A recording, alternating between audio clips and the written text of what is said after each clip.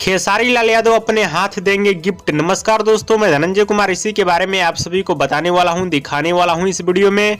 तो वीडियो को लास्ट तक देखते रहें और जो लोग मेरे चैनल को भी तक सब्सक्राइब नहीं किए हैं वो लोग कर लें, क्योंकि हमारे चैनल पर भोजपुरी का हर खबर सबसे पहले आता है। तो दोस्तों, अपने हाथों से खेसारी लाल यादव देने वाले हैं आईफोन गिफ्ट।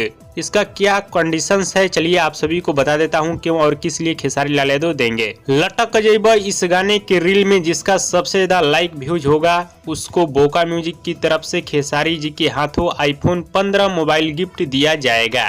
तो देर किस बात की, बनाइए रील और दिखाइए अपना टैलेंट और पाएं आईफोन 15 जीतने का मौका। हाँ तो दोस्तों, कहने का मतलब यह है कि लटक जइबा जो गाना खेसारी लाल यादव का आया है बोका म्यूजिक से, उस गाने पे आप लोग इंस्टाग्राम पे रील्स बनाएंगे।